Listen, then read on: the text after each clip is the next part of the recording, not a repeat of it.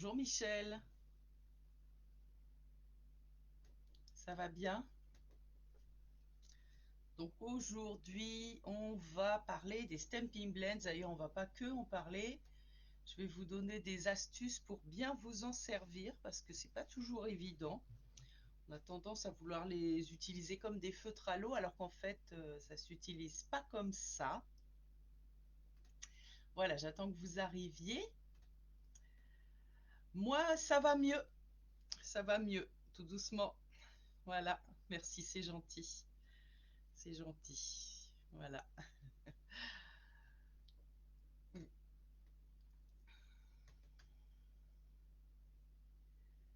Bah oui, les astuces, ouais, ouais. Du coup, j'ai repotassé un petit peu mes bases de Stamping Blend, de feutre à l'alcool, et j'espère que je vais pouvoir vous aider aujourd'hui. Alors, je vous ai préparé des petits exemples.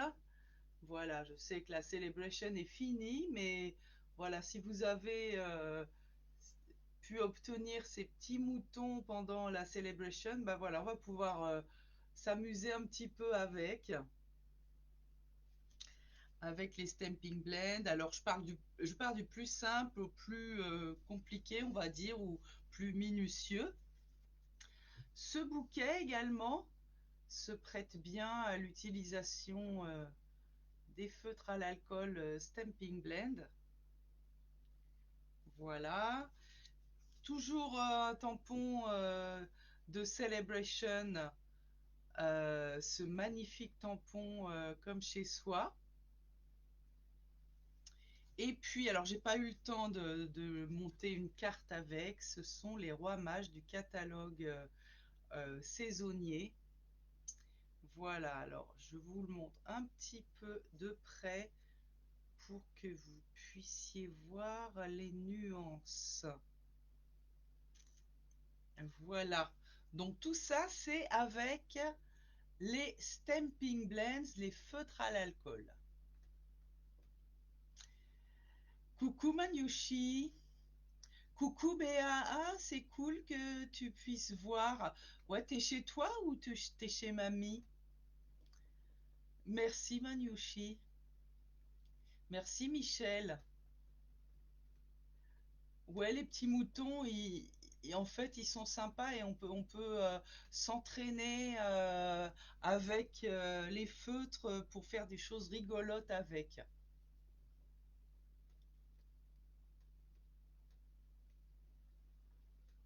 Alors, attendez, je fais défiler. Bonjour Dominique, ils sont bien faits, t'as bien fait. Oui, bah ouais, ouais, non, je me suis bien amusée. Je me suis bien amusée, surtout j'ai essayé de vous donner des exemples concrets parce qu'en fait, je vois parfois en atelier quand on utilise les Stamping Blends comme ça un petit peu. J'ai pas fait d'atelier spécial Stamping Blend ici, ou alors chez des hôtesses. Et t'es chez toi. Bon, super, faut que tu te reposes bien, hein. Alors attendez, j'ai mon téléphone qui fait bzz bzz et ça m'énerve, donc je vais le mettre sur silencieux parce que s'il fait bzz bzz chaque fois que vous faites un commentaire, et je vais pas aimer, ça va m'énerver. Voilà. Bon, repose-toi, hein, Béa. Ouais, une intervention chirurgicale, ça fout patraque, on n'est pas bien pendant quelques jours, il faut le temps de se remettre comment dire, du produit anesthésiant, hein, voilà. Donc souhaitez prompt rétablissement à Béatrice les filles, parce que voilà, hein, bon, on va pas donner des détails, mais elle est passée sur le billard hier et elle est dans le gaz encore aujourd'hui. Donc c'est cool qu'elle puisse nous voir, mais faites-lui toutes des gros bisous. En tout cas, moi, je t'en fais plein, ma Béa. Voilà, donc les Stamping Blend, ils sont dans le catalogue annuel. Et alors, on les trouve à la page des couleurs. C'est 122, 123, pas 124. Non, à la page 124, il y a les solutions de rangement pour les encreurs et les Stamping Blend. Alors, En fait, regardez, je vais retourner ma caméra parce que ça sera beaucoup plus facile. Voilà. Alors,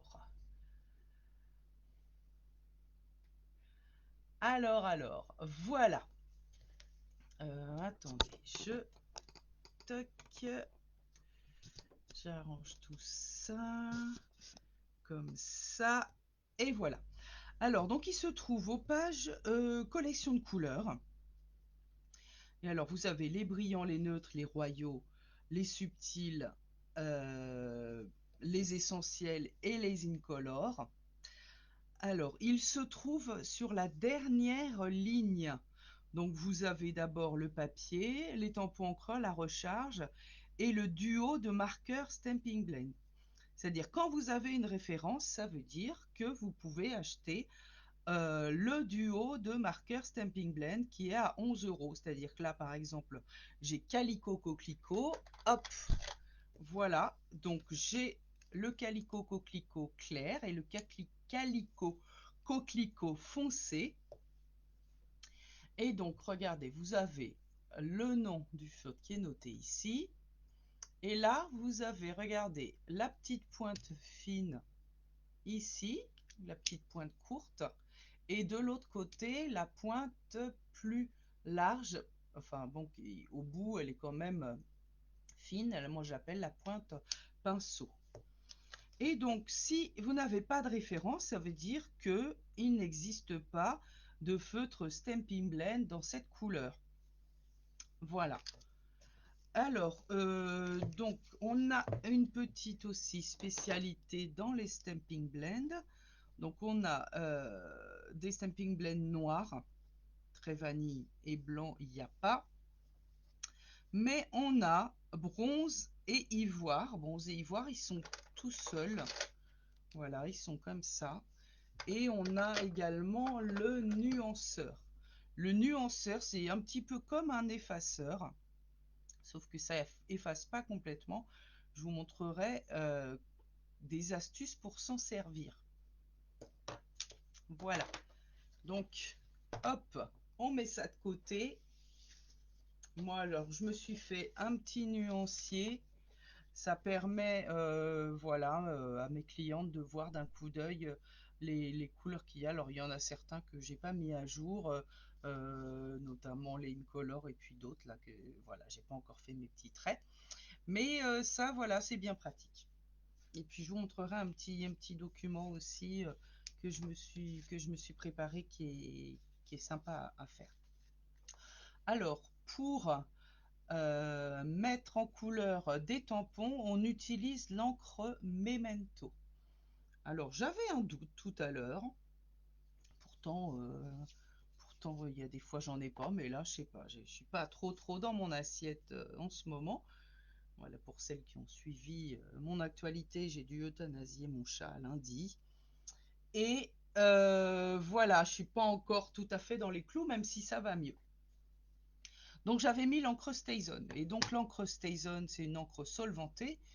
Et comme nos feutres Stamping Blend sont à l'alcool, si on va, voilà, si quand le marqueur va toucher l'encre, bah, ça va dissoudre l'encre StazOn. Alors qu'avec la Memento, il n'y a pas de souci. Donc on utilise l'encre Bonjour Marido, l'encre Memento. Voilà, donc on va commencer par les petits moutons. Et avec les petits moutons, je vais vous apprendre quelques petites astuces. Donc j'ai préparé des papiers. J'ai mes tampons qui sont là. Et donc, alors vous voyez les tampons, les moutons, je ne les ai pas tous faits pareil.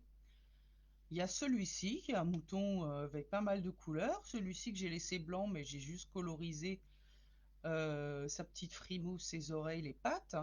Et lui qui est un peu rigolo, c'est le mouton rock'n'roll avec des petits pois. Voilà.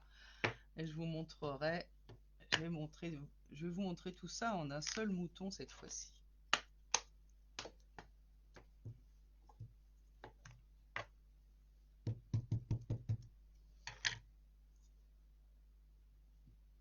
Voilà, le mouton classique, tout tranquille, tout mignon. Alors en fait, avec les Stamping Blend, pour... Eh ben justement, le visage, je vais revenir dessus après et je vais vous montrer. Je vais te dire ça. Je vais vous dire ça, patience, patience. Alors, je disais donc, blend en anglais, ça veut dire mélange. Donc en fait, ça veut dire que ce sont des feutres qui peuvent se mélanger, qui doivent se mélanger même, je dirais.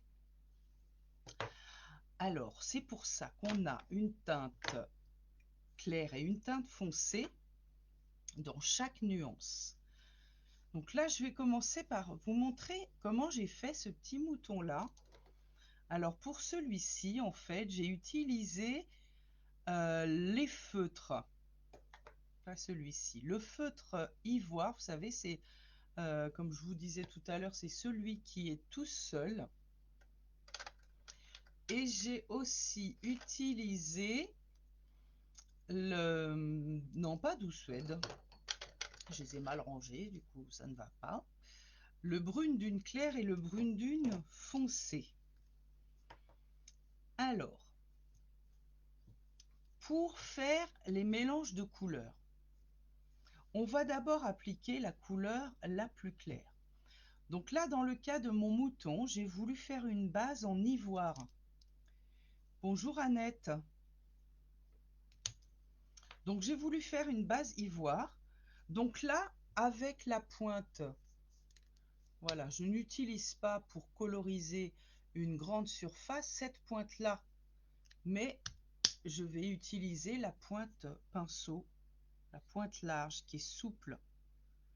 Et donc là, je vais coloriser tout mon mouton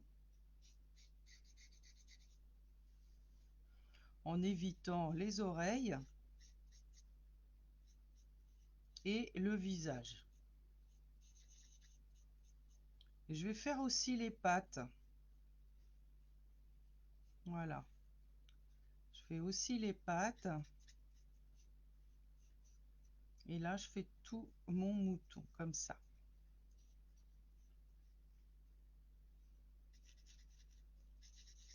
Et donc, je peux même revenir.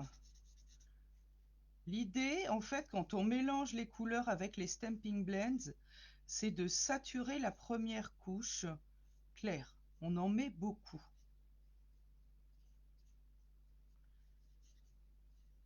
Voilà, donc je viens en mettre pas mal. Alors, à l'application, ça peut paraître foncé. En séchant, ça a tendance à s'éclaircir. Donc là, je viens avec mon brune dune claire. J'utilise toujours ma pointe pinceau. Et là, je viens sur le bas de mon mouton. Vous voyez, là où il y a les petits froufrous là. Et là, je reviens ajouter ma couleur brune dune claire qui est plus foncée que le ivoire. Donc là, je viens autour des petits mouvements du pelage là. Je reviens ici. Et ailleurs, j'en mets pas. Donc vous voyez déjà, on a une nuance. J'espère que vous, à l'écran, vous le voyez. Et là ensuite, je vais revenir encore avec mon brune dune foncé, toujours avec ma pointe pinceau. Et là, je vais encore ajouter la couleur. Là, j'en mets un petit peu moins, en tournant un petit peu. Voilà. Hop. Je viens ici. Et là, je vais mettre sur les sabots. Je vais mettre aussi du brune dune foncé sur les sabots. Alors là, moi, je trouve que ma couleur, la démarcation se voit trop. Donc je vais revenir avec mon brune dune claire ou avec le ivoire. Bon là c'est le ivoire, mais je vais reprendre mon brune dune claire. Et à la limite entre les deux couleurs, je vais venir rajouter ici du feutre. Et du coup, la démarcation se voit encore moins. Voyez? Et là, donc je vais laisser une partie plus claire et cette partie-là qui va être plus foncée. Alors maintenant, pour les couleurs de peau, que ce soit pour nos bestiaux là ou pour les humains, eh ben, j'ai un document ici que je n'ai pas inventé, qui a été créé par une démonstratrice anglophone.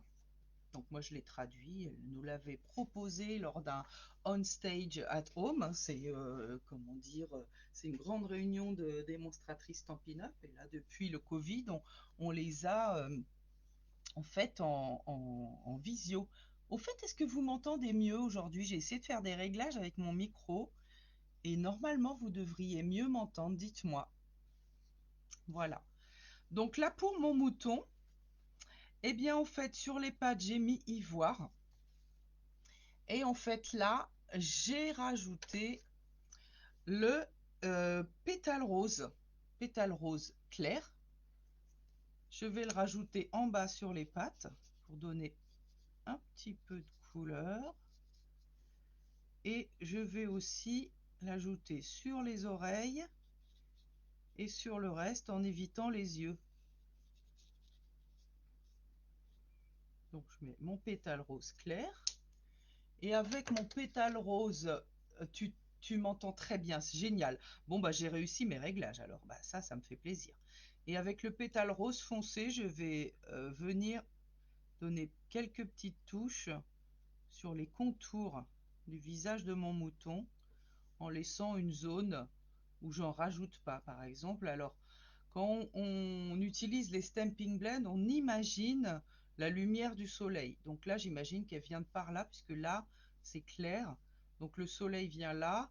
Donc là, cette partie-là du visage de mon mouton va être éclairée par le soleil. Donc, eh bien, ailleurs, je rajoute un peu de foncé, mais pas là. Et là, pour mes petites oreilles, je vais rajouter un petit peu aussi de foncé. Voilà. Alors, pour mon petit mouton rock'n'roll, alors vous avez peut-être deviné, alors est-ce qu'on vous arrivez à voir là mon mouton rock'n'roll là qui danse le disco là? Eh bien, en fait, c'est une astuce que j'ai également utilisée là sur mon bouquet. Alors, est-ce que vous voyez sur mon bouquet? Donc, j'ai utilisé mon nuanceur pour faire des petites gouttes de rosée. Et on peut ensuite coller si on veut. J'avais fait ça sur une carte il y a quelques temps. On peut venir coller des demi-perles en époxy, vous savez, transparentes. Voilà. Ou alors des époxy gouttes. Donc là, eh bien, j'utilise ma pointe courte. Ah zut, alors attendez. Alors des fois, voilà, votre feutre, il va s'ouvrir comme ça. C'est pas grave. C'est pas grave. Ça arrive. Dans ce cas-là, hop, vous le négociez pour qu'il s'ouvre correctement. Il faudrait que je remette de la colle ou quelque chose, ou je sais pas. Alors moi, des fois, ça me le fait comme ça en cours de route. Je les ai eu neufs, ça me le faisait pas. Mais au bout d'un moment, il s'énerve et à force de l'ouvrir, parce qu'en fait, voilà, les bouchons se ferment bien fort pour que l'alcool ne s'évapore pas. Voilà, regardez, ici, il n'y a pas de souci. Donc voilà, là, il faut bien le réenclencher. Suivant la façon dont il a été ouvert, il peut... voilà. Et donc là, avec ma pointe courte et qui est dure, je viens poser à la verticale et je reste, j'applique quelques secondes et voilà. Et ça me fait des points. Donc là, je ne vais pas en rajouter trop sur mon mouton. Et je vous montrerai une autre astuce avec cette technique. Voilà pour le mouton. Donc, je vais vous donner aussi quelques astuces pour le bouquet. Alors, pour le bouquet, je viens prendre une petite cartonnette, mes tampons avec le bouquet. On peut en prendre un autre si vous voulez. C'est le Jar of Flowers. Voilà, donc Jar of Flowers, c'est des tampons réversibles, c'est-à-dire, alors là, j'ai mes petits caches, vous allez tout de suite comprendre pourquoi. Ouais, non, on va prendre les mêmes. On va prendre les mêmes parce que j'ai déjà préparé mon petit cache. Ils sont réversibles, pourquoi? Parce qu'on peut tamponner dans un sens et on peut le retourner sur le bloc acrylique et le mettre comme ça tient et on peut tamponner toutes ces surfaces-là pour faire de l'eau par exemple. Voilà. Alors, pour mon bouquet, une petite astuce, indépendamment des Stampin' Blend. On va d'abord tamponner le bouquet. Alors, il est là, mon bouquet. Donc, ce qui est sympa, effectivement, dans les Stampin' Blend, c'est d'avoir des tampons avec une surface coloriable assez grande à l'intérieur. Alors, je vais mettre mes petits moutmoutes de côté par là. Et je viens tamponner mon bouquet en mettant bien mon petit tapis en dessous.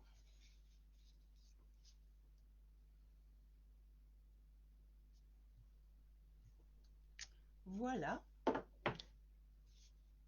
Et là, donc dans un post-it, je me suis découpé.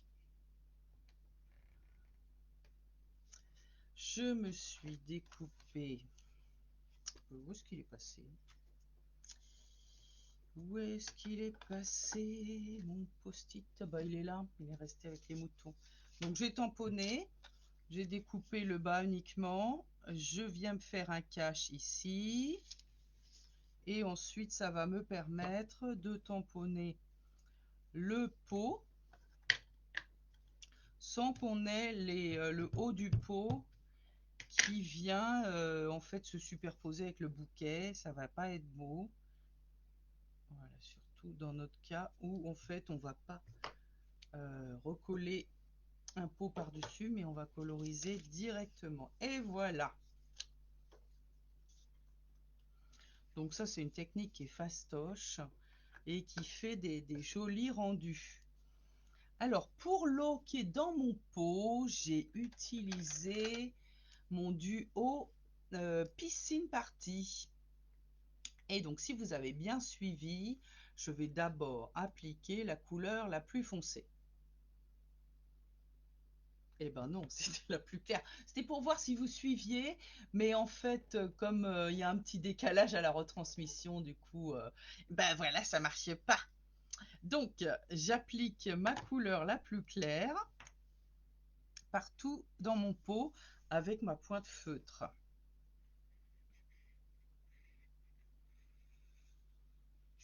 Voilà. La pointe pinceau, pardon, j'ai dit la pointe feutre. C'est tout. Les deux côtés, c'est une pointe feutre.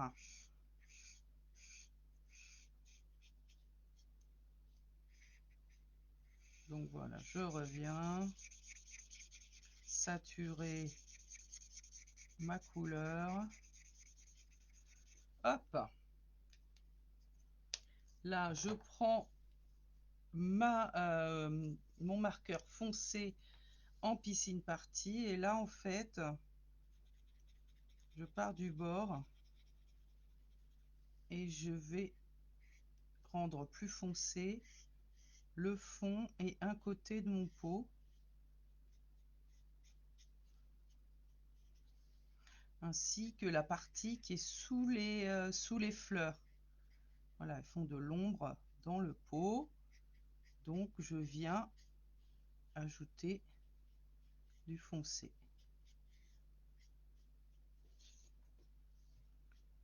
Donc là, en fait, le fait d'avoir deux marqueurs, ça va me permettre de donner de la profondeur et du relief à mes coloriages. Est-ce que vous voyez bien? Est-ce qu'on voit les nuances?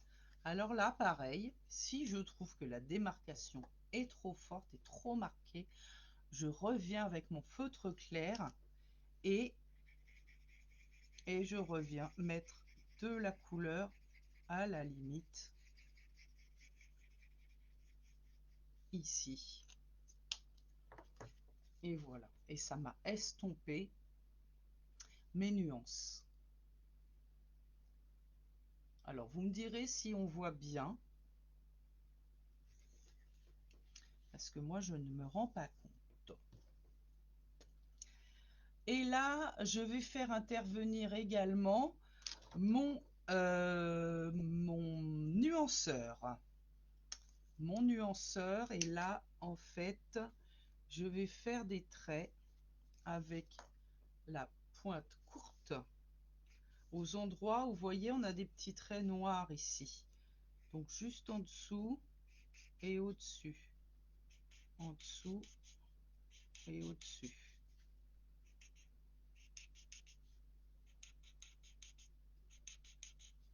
Et là c'est pour marquer un petit peu la lumière. Et je peux aussi venir au milieu, devant et derrière.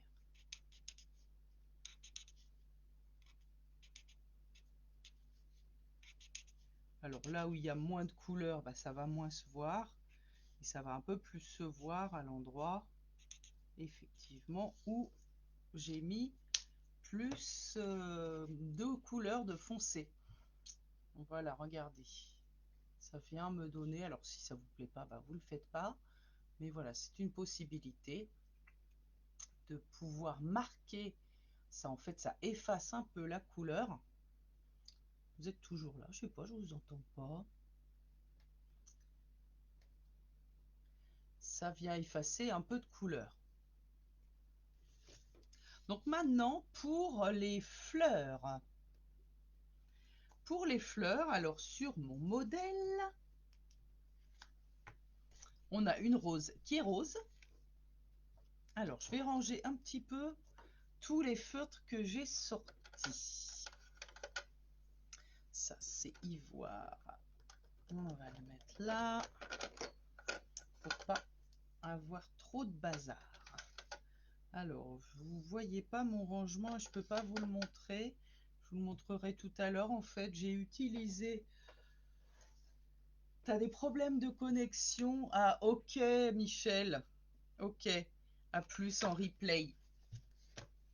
Donc, j'ai utilisé les solutions de rangement pour les feutres. Et en fait, je me suis acheté plusieurs modules de rangement. Je les ai tous empilés. Et là, en fait, je les ai mis par couleur.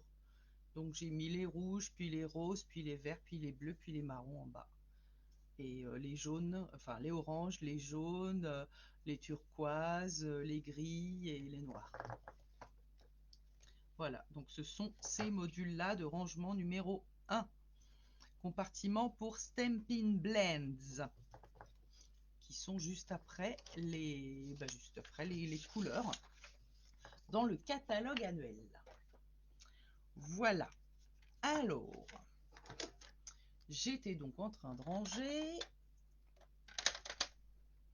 mes petits feutres, parce que quand on range pas, on s'y retrouve pas.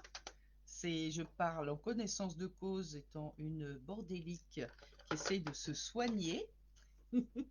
Alors, je sais pas si vous êtes comme moi aussi, ou vous avez tendance à être plutôt ordonné. Je sais que j'ai pas mal de collègues qui sont assez ordonnés, mais bon, moi, comme c'est pas mon cas, je suis obligée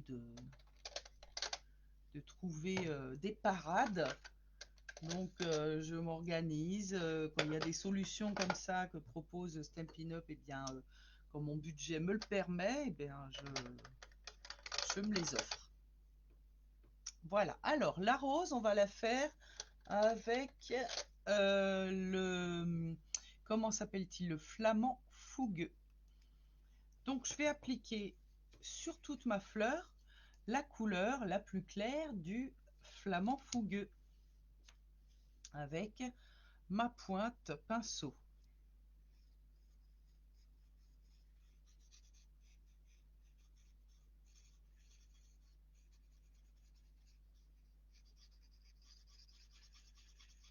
Donc là, j'applique partout, je réfléchis pas. J'en mets partout.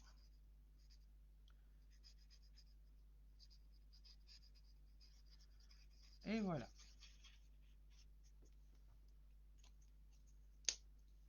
Ensuite, avec la pointe courte de la version foncée du flamant fougueux, je vais revenir à certains endroits, pareil, pour créer des zones un peu plus foncées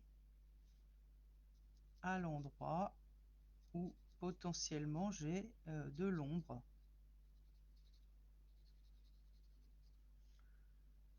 Donc là, par exemple, ici. Alors, je ne vais pas en mettre partout.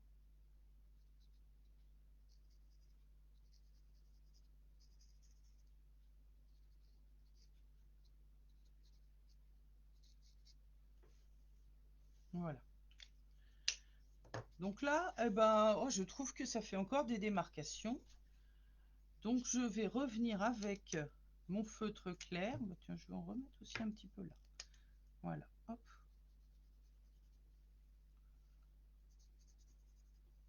Je reviens avec mon feutre clair pour recouvrir la zone intermédiaire.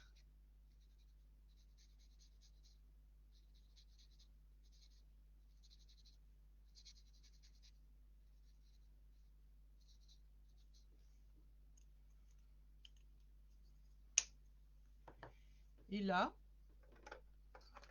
si je le souhaite, je vais venir au bout des pétales appliquer quelques petites touches de nuanceur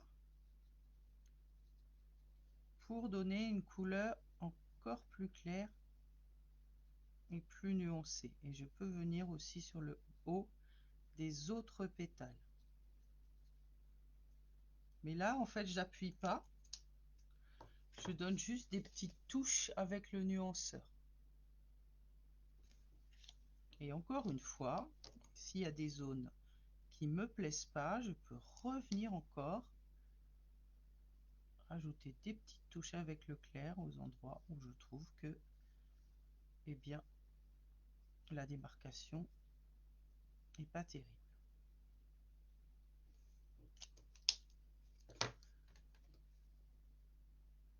Voilà pour ma rose. Alors pour les coquelicots ou les pavots, ou enfin voilà, bon, moi je prends la couleur coquelicot et encore une fois j'applique ma couleur claire partout.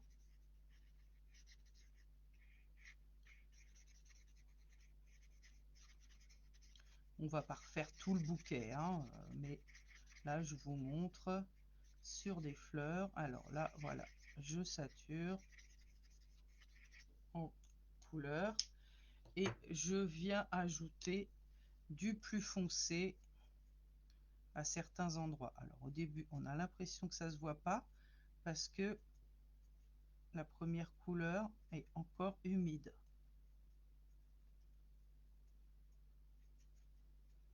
Et une fois que ça va sécher, on va voir les nuances.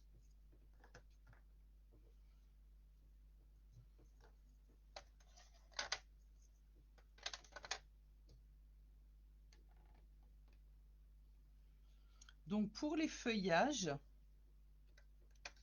je crois que j'ai pris olive, voilà, vert olive foncé et clair.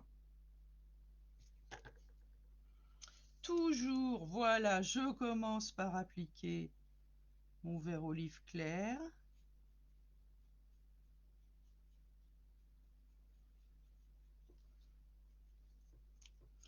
Et là, en fait, pour les feuilles, ben, j'ai deux possibilités. Soit je reviens mettre de la couleur plus foncée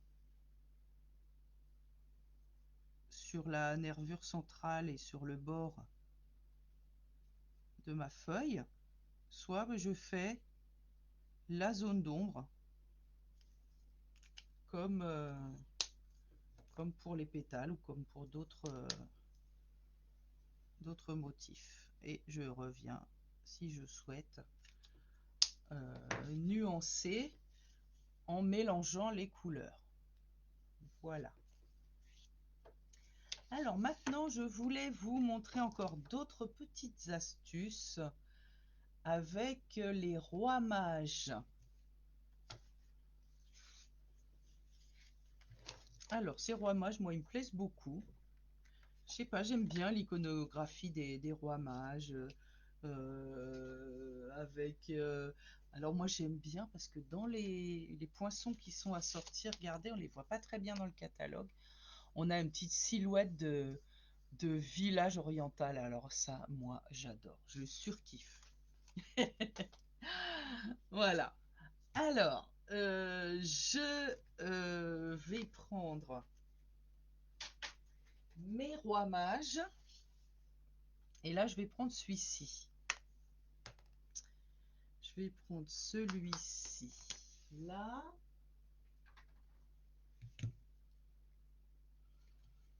Et donc, voilà, celui-là.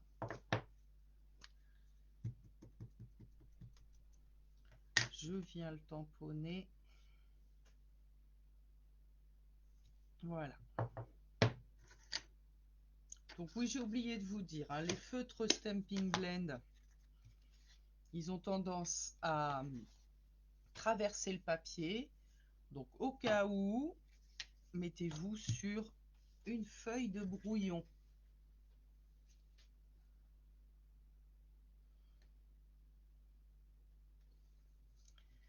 Alors là, pour ce roi mage ici, on va refaire un petit peu la même chose. Là, j'ai utilisé les mêmes astuces, hein, couleur claire, couleur foncée, aux endroits où il y a des ombres. Et là, je voulais vous montrer une autre petite astuce, une ou plusieurs astuces. Donc là, pour celui-ci, j'ai pris le baie des Bermudes foncé et clair. J'ai pris grenouillirette foncé et clair. Alors attendez, je range celui-ci et celui-là pour pas me planter. Et j'ai pris aussi Narcisse Délice foncé et clair. Alors, si on commence par le bas de son vêtement, j'ai utilisé donc le baie des Bermudes clair. Baie des Bermudes clair et je viens appliquer ma couleur partout sur le bas. Là, pareil, je remplis avec mon feutre. Alors, si vous êtes plus à l'aise vers le bord avec la pointe courte qui a tendance à être plus précise, eh bien, on peut en cours de coloriage revenir avec.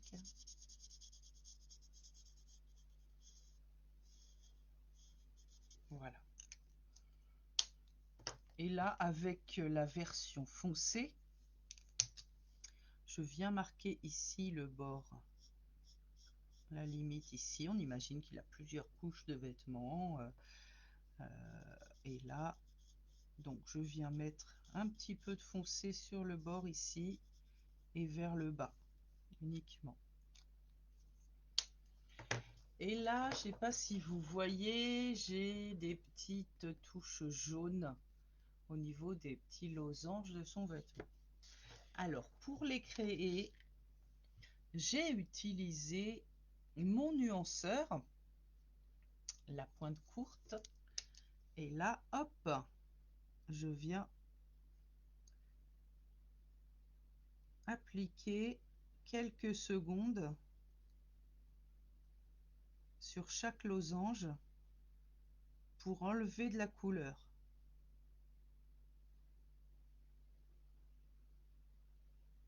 Alors des fois, c'est un petit peu, ça agit un petit peu avec retardement. Donc vous appliquez et la couleur, on voit qu'elle s'est enlevée que un petit peu après. Si c'est pas encore assez enlevé, bah vous revenez dessus.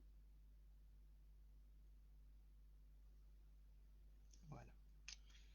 Et là, avec mon feutre Narcisse Délice foncé, eh bien, je viens remettre du jaune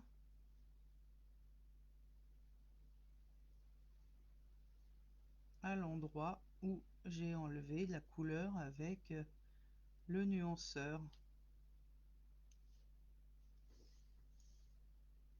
Et voilà. Et regardez.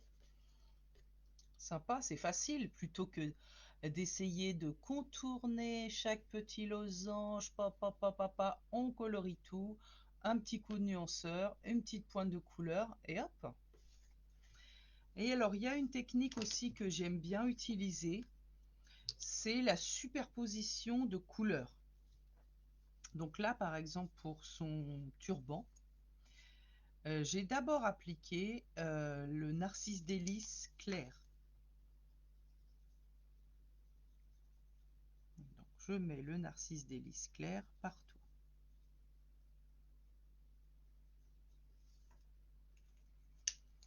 Tant que c'est encore humide.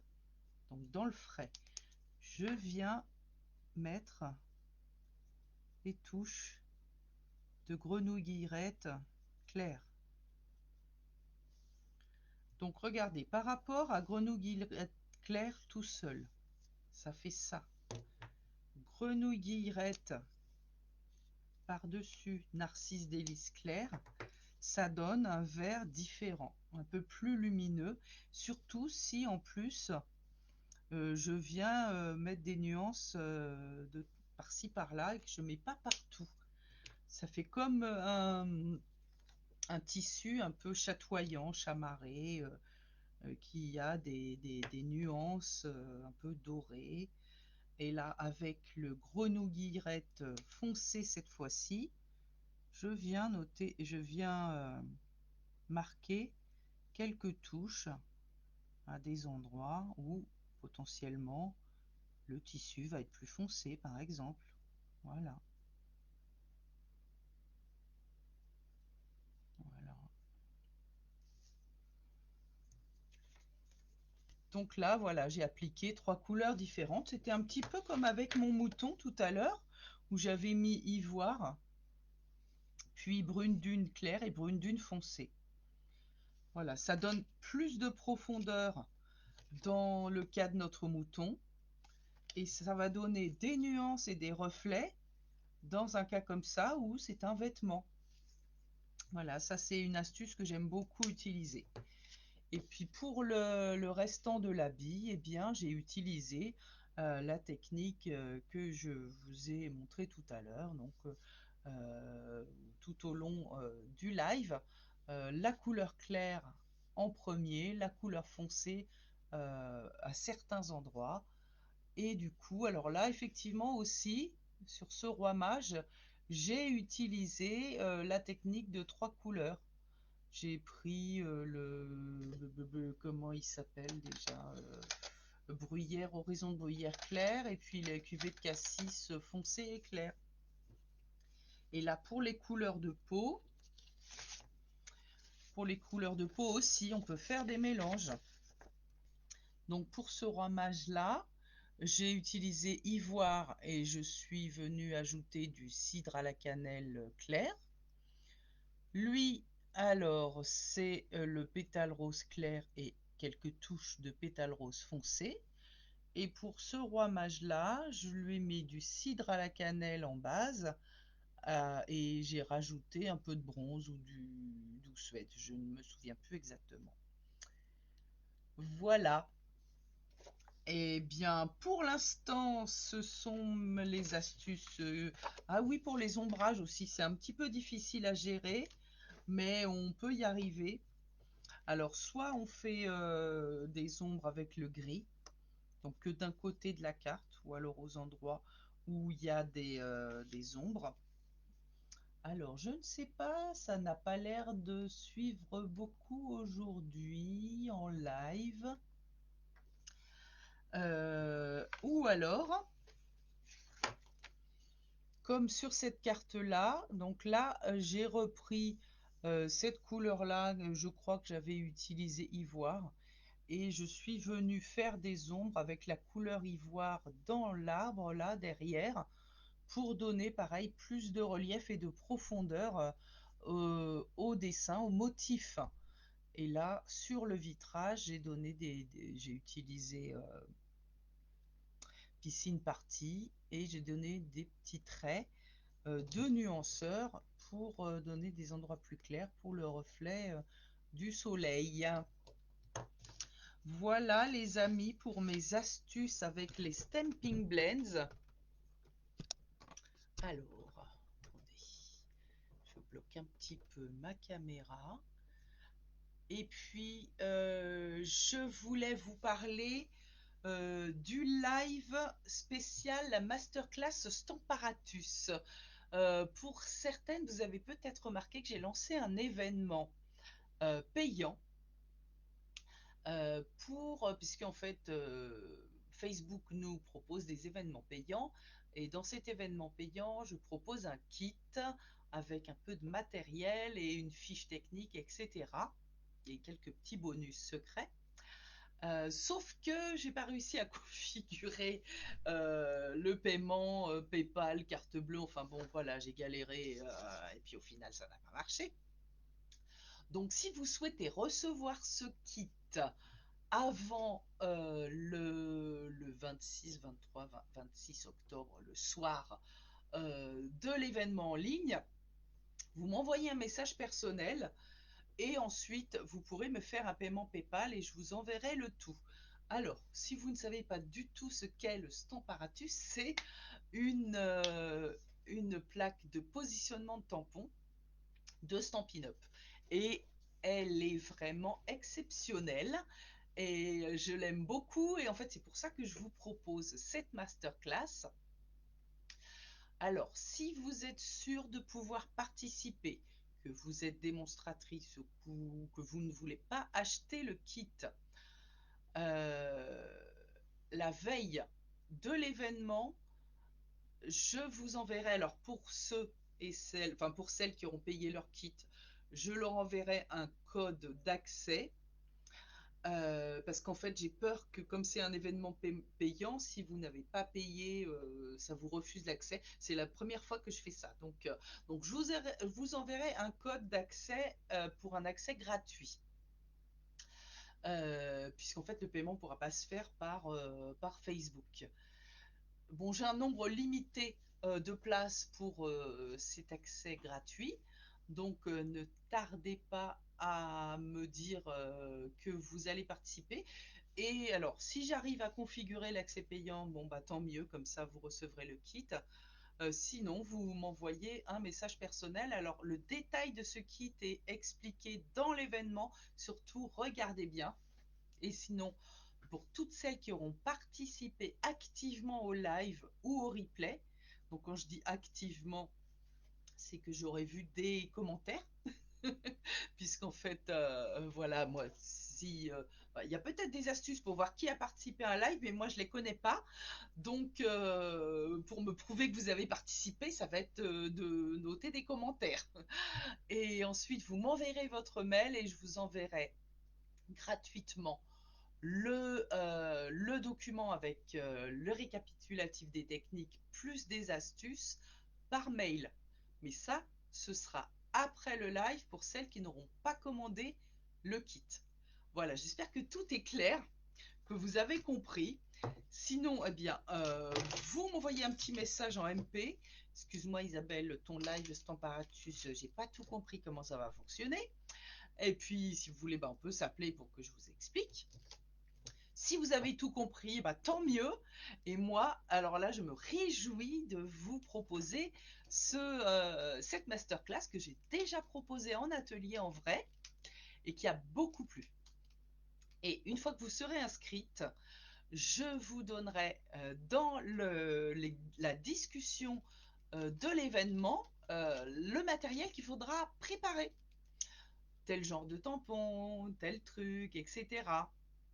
Et pour celles qui vont, ou ceux, hein, voilà, je suis pour la parité, il n'y a pas que les femmes qui scrapent. Pour celles ou ceux qui achètent le Stamparatus sur ma boutique en ligne ou qui me l'achètent ici directement, qui sont dans ma région, voilà, je vous offre le tapis en mousse de luxe pour Stamparatus. Donc ça, ce sera pour une commande avant le 26 octobre sur ma boutique en ligne et vous avez le code actuel. Alors en fait, je l'aime bien mon code actuel, c'est des codes qui sont créés aléatoirement. Et mon code actuel est assez facile à retenir puisque c'est SG faut acheter. Il faut acheter. Voilà, faut acheter. Donc voilà, je vous dis à très bientôt. Merci d'avoir suivi ce live. Si vous ne l'avez pas suivi, je vais publier le replay. Pendant le replay, vous pouvez également poser des questions et vous pourrez me poser des questions sur la masterclass Temparatus que j'ai hâte de vous proposer un mardi soir, 26 octobre, de 20h à 22h. Et j'en reparlerai, je mettrai des infos dans le fil de discussion de l'événement. Françoise, tu as loupé le live. Bah oui. Et bah tu vas pouvoir le regarder en replay, puisque dans quelques secondes, je vais le mettre en replay. Et aujourd'hui, c'était sur les feutres à alcool Stamping Blends. Voilà, à bientôt à toutes. Et puis, à samedi pour celles qui viennent ici à Orphin pour faire la boîte de pop-up. Françoise, tu viens. Au revoir.